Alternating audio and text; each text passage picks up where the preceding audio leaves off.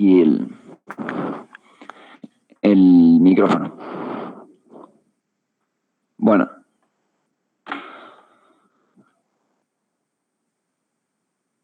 Como decía antes, voy a hablar un poco de principio físico de tomografía. Yo soy Surur Manuel, reciente segundo año del Servicio de Diagnóstico por Imagen en Sanatorio Allende. Es un tema bastante extenso, que la verdad que se puede hablar mucho, pero bueno, traté de resumirlo en las cosas más importantes que nos competen a nosotros en la parte del día a día de la medicina. Un poquito de historia. Ya todos conocemos más o menos estas dos personas por clases anteriores. El de la izquierda es Cormack, es un físico estadounidense, y el de la derecha es Geoffrey Hounsfield, es un ingeniero en el cual se desempeñó principalmente en la Segunda Guerra Mundial con la actualización de radares. Se empezó a implementar la utilización de radar en la Segunda Guerra Mundial y Hounsfield formaba parte del equipo de la parte militar británica, digamos. Hounsfield, cuando termina la Segunda Guerra Mundial, se une a la compañía EMI, que representaba a los Beatles, también ya sabemos esa parte de la historia, y los Beatles, cuando sacan uno de los discos que se llama Please Me, adquieren gran poder adquisitivo y le permiten a Hounsfield subsidiar una idea que tenía él, que era generar imágenes a nivel de las personas con las técnicas de rayos X que ella le había implementado Röntgen. Lo que él trataba o quería generar era producir imágenes en 3D, en 3 dimensiones, pero empiezan con Cormack en 1971, crean este tomógrafo y hacen la primera TAC de cráneo en una paciente mujer. Lo hacen en Inglaterra, en Londres, donde descubren esta lesión hipodensa, que era una masa tumoral. Ambos fueron ganadores del Premio Nobel de 1979 de Fisiología y Medicina. Esta tomografía tardó aproximadamente 5 minutos en realizarse de manera completa. Bueno, y así es cuando empieza a avanzar lo que es las generaciones de los escáneres, de los tomógrafos. La primera generación, en 1971, que estaba presente Hounsfield y Cormack, tiene la particularidad de que el tubo de rayos X va a girar a través de traslación y rotación en 90 grados, lo que nos permite principalmente tener una imagen en un solo plano de los cortes, con un solo detector, y el haz que se emitía era un haz rectilíneo. Por lo tanto, sigue avanzando a 1974, donde se genera un tomógrafo de segunda generación que avanza en la particularidad de tener, primero empiezan con los haz en abanico, es decir, mayor grosor o tamaño del corte. No solamente tienen un solo detector, sino que implementan lo que es una fila de detectores. Bien, eso nos permite reducir mucho también el tiempo, de estudio del paciente, pero el haz de dispersión que se genera cuando se emitían los tubos de rayos X, la verdad que era bastante grande y se producía mucha irradiación al paciente, por lo tanto siguen avanzando. Acá el tiempo de corte en los tomógrafos de segunda generación era de 20 a 60 segundos más o menos. Y tiene la capacidad de que ya empieza a rotar el tubo de rayos X con un giro de 360 grados junto con el detector, digamos, que también lo van haciendo con traslación y rotación. Luego vienen los de tercera y cuarta generación, que son los más utilizados hoy en día, y luego sigue la quinta generación. La principal diferencia que tienen los de tercera generación es que el tubo de rayos X emite este haz de abanico y los detectores que también están puestos en forma de abanico rotan en conjunto al tubo de rayos X, haciendo una rotación de 360 grados. Las adquisiciones por corte se disminuyen a 6 segundos, por lo tanto la resolución temporal, es decir, el tiempo de exploración, y la resolución espacial, la calidad de imagen, mejoran ampliamente. Ya con los tomógrafos de tercera generación se empieza a implementar en el ordenador, es decir, en la computadora, la utilización de la matriz, y nos permite no solamente tener un corte axial, que ya estaba en lo que es un tomógrafo de segunda generación, sino reconstruir la imagen en los tres planos del espacio, es decir, coronal y sagital. Uno de los problemas que tenía, o que tiene este tomógrafo, es que los detectores tienen que estar calibrados y estar preparados para recibir el haz de energía ionizada constantemente. Por eso se evoluciona a la cuarta generación y se trata de tener detectores fijos que solamente lo que hacen es girar el tubo de rayos X. ¿Por qué no se utiliza tanto el de cuarta generación? Porque son equipos más grandes y costosos. Si bien hay en muchos hospitales que tienen cuarta generación, lo más utilizado hoy en día es la tercera generación por el menor tamaño y costo. Los de quinta generación han sido una evolución también, que tiene la particularidad de lo que buscaba Hounsfield, tener múltiples tubos de rayos X. Tratan de generar imágenes en los tres espacios cuando hay ya solamente un corte, distinto cuando tenemos la TC de tercera generación que solamente hace cortes axiales, y mejoran también lo que es la resolución temporal, es decir, al aumentar la cantidad de tubos de rayos X y de detectores fijos, generan cortes demasiado rápidos. Tenemos que van a generar en un tomógrafo de tercera generación tenemos que un corte dura 0,5 segundos, mientras que uno de quinta generación dura menos de alrededor de 0,2 segundos por corte. Pero también tiene la limitación de ser equipos grandes y costosos, por lo tanto no todos los hospitales los pueden adquirir. Los tomógrafos de tercera y cuarta generación siguieron evolucionando y se adquiere una particularidad que es la TC helicoidal.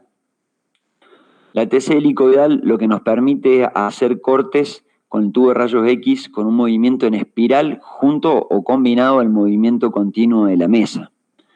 Esto nos va a presentar una terminología que es el pitch, que el pitch se va a poder modificar por el ordenador y el pitch es se define como está en relación al movimiento de la mesa por el grosor del corte. Por lo tanto, si se varía el pitch, se varía el movimiento continuo de la mesa, vamos a variar el grosor de corte. Acá tenemos un esquema, cuando tenemos un movimiento de 0,5 y un corte de 1 milímetro, tenemos una espiral alineado.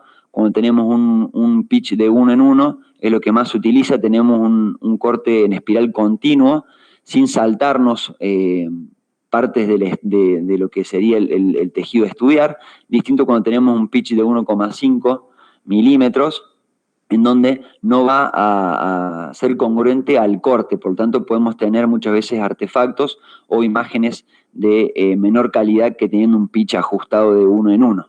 Bien.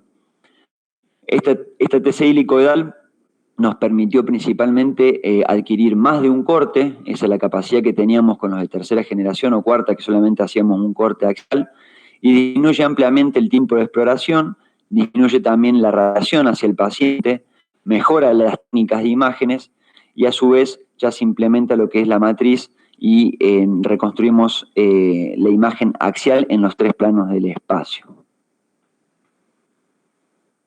A su vez también aparece junto con, o en continuidad a la TC helicoidal, la TAC multicorte, que aparece en 1990, donde lo que se genera es una fila múltiple de detectores que junto con el haz que se va a producir a nivel del tubo de rayos X, este haz en abanico, permite una mejor resolución espacial, una mejor imagen, y también disminuye el tiempo de exploración al paciente, donde los cortes van a variar entre 0,5 segundos más o menos. Actualmente los equipos van a ser mejores por la cantidad de detectores que tengan. En el sanatorio no contamos con ningún equipo de 256 ni de 320 detectores, pero sí en aquellos hospitales que tienen la capacidad de tener estos equipos, disminuyen el tiempo de exploración y cada giro que va a ser un corte axial del paciente lo hacen en 0,2 segundos. O sea que pueden hacer 640 cortes más o menos por rotación, la verdad que mucha diferencia contra un equipo de multicorte, por ejemplo, entre 64 detectores, que es lo que podemos tener acá en el sanatorio. Asimismo, obviamente las imágenes son buenas, pero la evolución, digamos, marca una diferencia importante. Bueno, ¿y cómo se va a formar la imagen? Ya hablamos un poquito de lo que es la historia y cómo han evolucionado los tomógrafos. La imagen se va a formar a través de los tubos de rayos X, bien que van a estar en este gantry, que es esta imagen que vemos acá atrás, que es un cuerpo. Y lo que se va a generar es una recolección de datos a través de esta imagen, un procesamiento de los mismos por el ordenador y luego una visualización y archivo que se van a hacer a través de la visualización a través del DICOM y el archivo a través del PACS. En cuanto a la terminología que tenemos que saber, vamos a hablar un poquito de lo que es gantry, tubo de rayos X, colimador, matrices. Bien, van a ser todas terminologías que nos van a permitir entender cómo se genera la formación de rayos X y cómo se genera la imagen luego a través de las computadoras. Todo tomógrafo va a constar de un gantry. Este gantry es el cuerpo, bien, del tomógrafo, bien, que va a estar compuesto por lo que es el tubo de rayos X, bien, que va a formar la imagen, una fila de detectores, que esta fila puede ser en abanico, puede ser continua dependiendo de la generación. Va a tener un generador de energía y un sistema de refrigeración.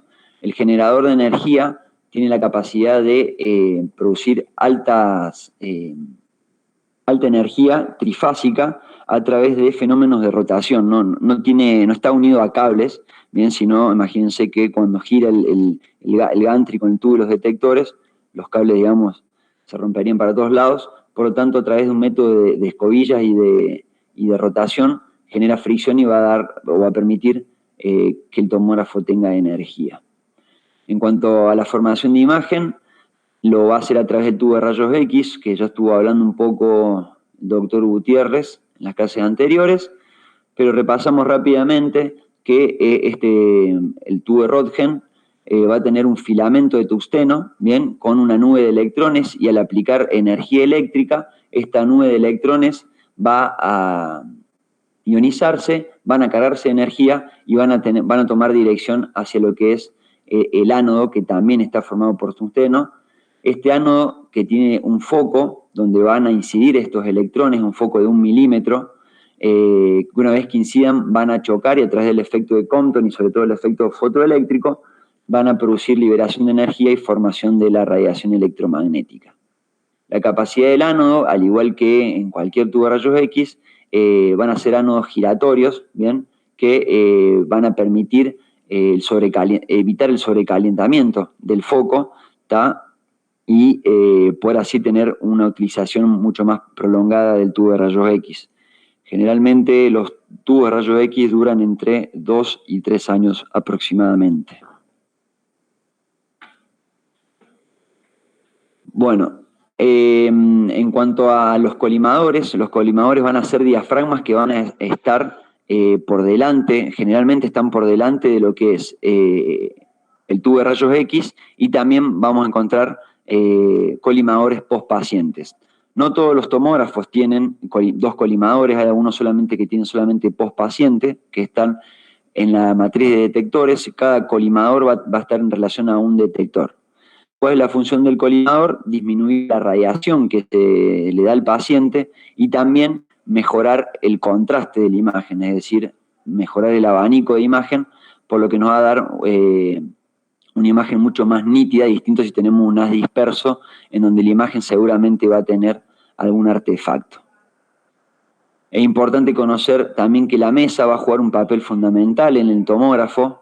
Es algo obvio saber que la mesa tiene que ser de algún material que no genere artefactos a nivel de la imagen. Por lo tanto, lo que se utilizan son materiales de bajo número atómico, como es la fibra de carbono, y tiene la particularidad de tener movimientos automáticos que nos va a permitir una mejor exploración del paciente. En cuanto a la fila de detectores, tenemos que saber que a lo largo de la historia se crearon 3 tipos de detectores. Estos detectores lo que hacen es recoger la energía de los fotones emitidos por el tubo de rayos X y atravesados y atenuados por el cuerpo o el objeto de estudio, y lo que hacen es transformar esta energía en luz visible, bien, o luz eléctrica directamente. ¿Por qué? ¿Por qué luz visible o luz eléctrica? Dependiendo del tipo de detector que va a tener el tomógrafo, va a generar la energía eléctrica que va a ir hacia el ordenador de una manera distinta. Tenemos los detectores de centelleo, que fueron los primeros, bien, y que son detectores que están constituidos por yoduro de cesio o wolframato de calcio, que son cristales, que van a absorber esta energía de los fotones y van a producir directamente, se ionizan los electrones que están dentro de los cristales y van a producir directamente una energía eléctrica. La particularidad es que son bastante grandes, por lo tanto ha evolucionado esto y lo que más se utiliza hoy en día son los detectores de tipo sólidos o semiconductores que utilizan células en donde estas células van a captar esta radiación electromagnética, van a tener fotodiodos que van a generar luz visible y esta luz visible es la que se va a transformar por la señal eléctrica. Estos detectores sólidos tienen la capacidad también de estar formados por yoduros de cesio, por esos cristales, que son los que van a dar principalmente la luz eléctrica, la luz visible, perdón, y estos fotodiodos o células van a captar esa luz y van a transformarla en señal eléctrica. Por último, tenemos los detectores de gas, que son celdillas ionizadas con gases como el xenón o el criptón, que van a tener electrones adentro y una vez que el fotón generado o atenuado por el cuerpo va a ionizar este gas y estos electrones van a producirse un desfase que se van a cargar de energía, se van a empezar a mover, a chocar y van a generar la señal eléctrica. Los detectores sólidos son los que se utilizan actualmente, como bien dije, principalmente porque son de menor costos, menos complejos, ¿bien? Y mucho más fáciles a la hora del cambio de los mismos. La particularidad que tienen que tener todos los detectores que se utilizan, ya sea los de centelleo, los sólidos o los de gas, es que deben tener eficacia, es decir, que se va a medir por la capacidad o el porcentaje de captación de fotones, y tenemos que los detectores sólidos hoy en día tienen un porcentaje de eficacia de casi un 100%, distinto a los detectores de gas, que solamente van a captar un 70% de los fotones emitidos, por lo tanto van a dar una mejor imagen los detectores sólidos. También tienen que tener estabilidad, es decir, tienen que estar constantemente estos detectores estables, no tienen que o estabilizarse de manera rápida. Una vez que pasa el fotón, tienen que tener la capacidad para recibir, transformar y distribuir la señal de manera rápida. Una vez que tenemos esta energía eléctrica que va a pasar a través de cables hacia el ordenador o la consola, cuando se empezó a generar lo que es la TAC helicoidal o la TC de tercera generación, se empezó a hablar de matrices, ¿bien?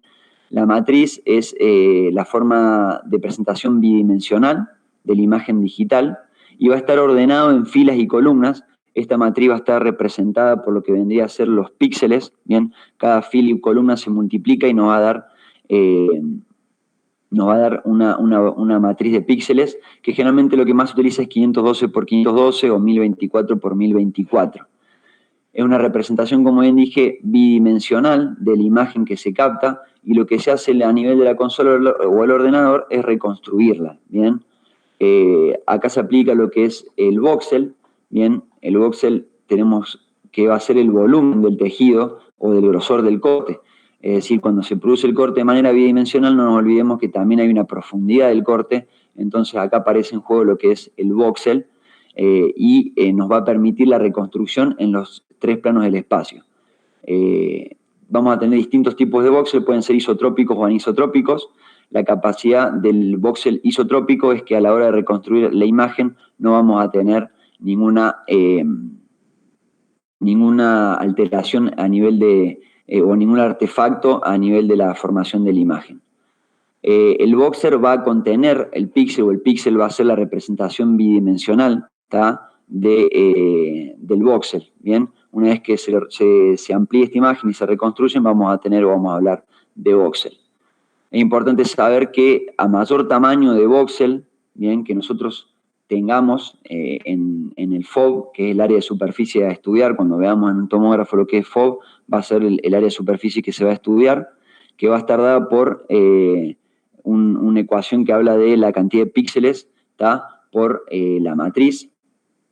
Y este voxel, cuando tenemos un voxel demasiado grande, bien, muchas veces hay que disminuirlo para tener menos cantidad de artefacto de volumen parcial. Por ejemplo, cuando se realiza una tomografía de base del cráneo, donde tenemos gran cantidad de tejido óseo y de distintas densidades de tejido blando, al tener un voxel demasiado amplio, vamos a tener menor cantidad de píxeles, por tanto vamos a tener menor cantidad vamos a poder discriminar menor las densidades, y eso nos va a hablar de mayor artefacto de volumen parcial. El píxel también me faltó nombrar, que es cada píxel va a estar o va a corresponder a un número de unidades de Hounsfield o número TC. Bien, que eso le va a permitir dar una unidad óptica en la computadora. Es decir, cada vez que se atenúa cada píxel, bien, el ordenador le va a poder permitir dar una escala de grises. Dos conceptos también que los podemos escuchar, que son resolución temporal y resolución espacial. La resolución temporal es la velocidad con la que se van a adquirir los datos, es decir, la velocidad del gantry en milisegundos por corte. Y la resolución espacial, se habla de resolución espacial cuando hablamos entre la distancia mínima que hay entre dos puntos de un objeto que se necesita para poder diferenciarlos o ser identificados como distintos. Esto habla un poquito de lo que es el voxel, el píxel, bien, y cómo generar una imagen con una buena calidad de densidad.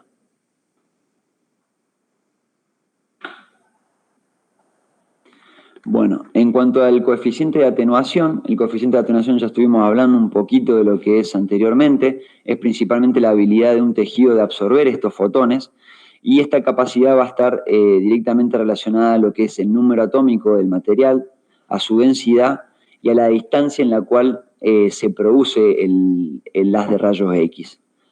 A mayor coeficiente de atenuación va a ser captado esto por los detectores y vamos a tener una imagen mucho más blanca, ¿tá?, como se ve acá, por ejemplo, como el metal, bien, o el hueso, bien, y viceversa. Al menor coeficiente de atenuación vamos a tener lo que es una imagen mucho más hipodensa. Cuando hablamos de tomografía es importante mencionar que hablamos de densidades, está distinto a la resonancia y a la radiología convencional. En cuanto a las unidades de Hounsfield, lo que se creó es principalmente darle el nombre al creador, digamos, de la tomografía, y cada grado de atenuación o píxel o unidad de Hounsfield va a tener un valor, bien, y eso nos va a permitir a nosotros, a la hora de ver una imagen con el ROI, poder discriminar muchas veces las densidades de los tejidos, bien. Todavía en este sanatorio no tenemos equipos con energía dual que muchas veces nos permiten una mejor caracterización de los tejidos, por eso se puede utilizar mucho el ROI, bien, y acá tenemos algunos valores que es muy importante aprenderlos, ¿está? Sobre todo, por ejemplo, el corazón, que tiene entre 40 y 50 unidades de Hounsfield, muy parecido a la sangre, a la hora de diferenciar un tejido líquido o una colección líquida. La sangre va a tener entre 40 y 60 unidades de Hounsfield. La grasa va a ir entre menos 20 y menos 80. Los pulmones van a ser bien hipodensos, no van a tener mucho coeficiente de atenuación y tienen unidades de entre menos 100 y menos 800 o menos 1000. El hígado tiene un coeficiente de atenuación entre 30 y 60. El páncreas entre 20 y 40, el vaso entre 30 y 60, el hueso va a tener un alto coeficiente de atenuación entre 100 y 600. Y el intestino entre 20 y 40.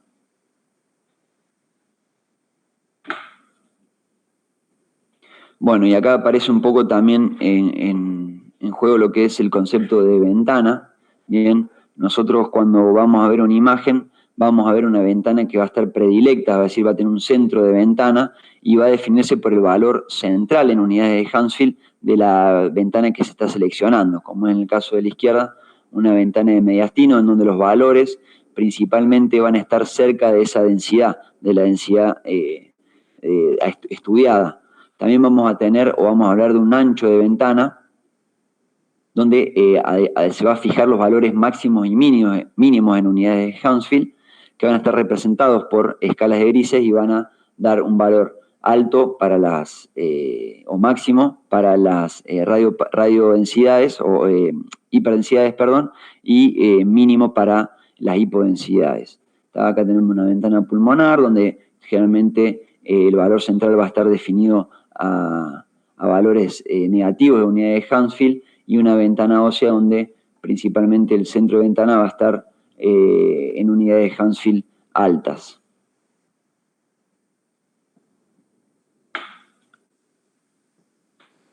Bueno, como todos sabemos, en la tomografía actual se utiliza mucho el medio de contraste. El medio de contraste son fármacos que lo que generan es, o su fin es diferenciar determinados tejidos o cavidades o lesiones que tengamos en la imagen que se genera, y eso nos va a permitir tener una aproximación mucho más certera de lo que estamos viendo. Cuando hablamos medio de contraste, también se habla del concepto de resolución de contraste, que es esta capacidad del ordenador de poder distinguir la densidad del contraste de la densidad de los distintos tejidos.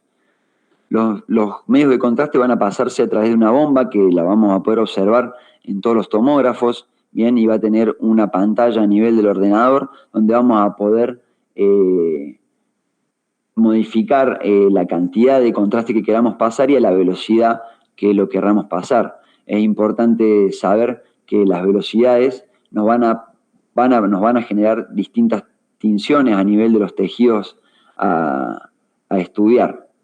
En cuanto a la clasificación de los medios de contraste, tenemos que saber que pueden ser iónicos o no iónicos.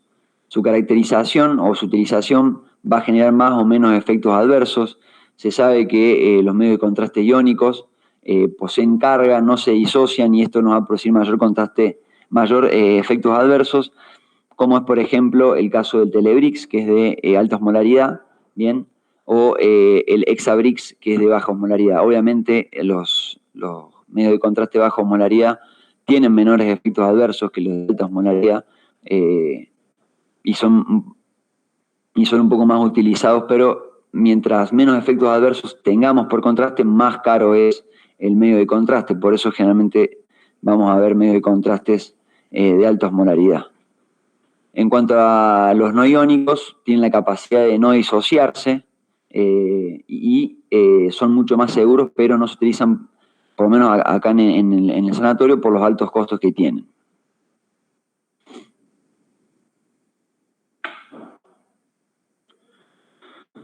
Bueno, para ir terminando, esto fue más o menos un pantallazo de lo que son los principios físicos. Para un poco más relacionado al tema, en la C de Nueva Córdoba y en la C de Cerro todos sabemos que tenemos dos tomógrafos. En la C de Nueva Córdoba tenemos un General Electric de 128 detectores, un Siemens 64, y en la C de Cerro tenemos un Siemens de 16 detectores y un General Electric de 128 detectores con energía dual. Cuando se habla de energía dual en los tomógrafos, es un avance bastante reciente en la física de la tomografía y a la hora de generar imágenes. Que Hounsfield ya en su momento, la idea de la tomografía se había iniciado con tratar de generar imágenes en los tres planos del espacio, bien, si bien ellos no pudieron, pero siempre fue la idea inicial de todo esto, y se han creado distintos tipos de tomógrafos que se pueden englobar en lo que es energía dual, bien, tenemos los de doble fuente, que lo que hacen es utilizar dos fuentes de rayos X, y estas fuentes de rayos X, si bien estos tubos van a ir girando, ¿tá?, con una diferencia de 90 grados, lo que tienen la capacidad de hacer, van a dar diferentes voltajes, o sea, van a producir radiaciones a diferentes voltajes. La TAC convencional, o la TC convencional, utiliza 120 kilovoltios más o menos, o entre 140 y 180, como dice acá, entre 120 y 140 y 180 va a ser lo que va a utilizar estos distintos tubos de rayos X. ¿Qué nos va a permitir eso? Distinto coeficiente de atenuación, y nos va a permitir a la hora de reconstruir la imagen tener más clara y con mejor detalle las densidades del cuerpo estudiado, bien, de los objetos estudiados. También tenemos otro tipo de energía dual que utiliza cambio rápido de voltaje, en el cual lo que hace es un solo tubo de voltaje, un solo tubo de rayos X, no tenemos dos, y va a seguir una curva pulsada constantemente y va a generar dos radiaciones con distinto voltaje en cada radiación que se genera. Después tenemos dos capas de detectores que tienen la capacidad de que un solo detector capte o tenga una sensibilidad máxima y capte distintas energías de fotones. O sea, un tubo de rayos X va a emitir unas a 140 kV y a 80 kV, y el detector va a tener la capacidad bien de poder discernir entre los distintos haces. Si no me equivoco, creo que tenemos una energía dual que es el General Electric acá del cerro, que permite a través de los distintos detectores poder tener distintos voltajes de haces. También tenemos la adquisición secuencial, que es otro tipo, que no hay ninguna imagen acá, que es otro tipo de tomógrafo de energía dual, que lo que se genera, o su principio físico, es solamente un tubo de rayos X que va a generar tiene la capacidad de producir dos haces de rayos casi consecutivos, bien, y a diferente voltaje. Todos estos tipos de tomógrafos han sido generados, digamos, o producidos por las distintas empresas. Siemens, por ejemplo, tiene la doble fuente, Philips tiene el cambio de rápido voltaje y demás. Hay algunos otros más novedosos también. ¿Qué nos permite o cuál es la utilidad de esta energía dual? Principalmente tener mejor, como bien dije anteriormente, mejor densidades, y mejor caracterización de la imagen. Por ejemplo, se utiliza mucho a la hora de estudiar litos. Bien, esta diferencia de voltaje nos permite muchas veces identificar litos renales de ácido úrico. También muchas veces nos va a permitir mejor resolución del contraste, y eso hace que podamos estudiar, por ejemplo, la perfusión pulmonar, aquellos vasos que usualmente en la tomografía que tenemos acá no los podemos ver. Con estos equipos, en teoría, lo que se hace es una reconstrucción mucho más prolongada de los vasos y poder tener una perfusión pulmonar mucho más completa.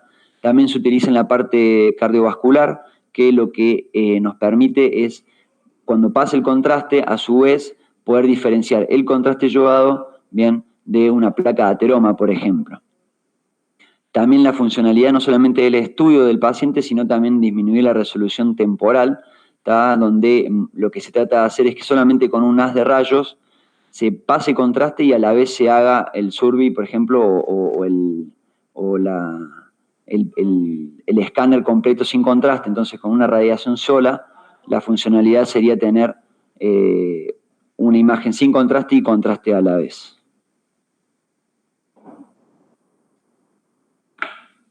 Bueno, eso sería todo. Acá les comparto una imagen de un librito, que hay algunos de los residentes que lo tienen, también lo pueden utilizar los técnicos. La verdad que está muy completo y bastante fácil de leer.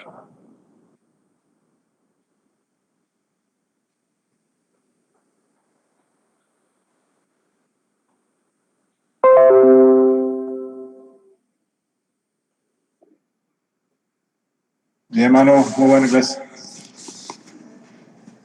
Bueno, gracias.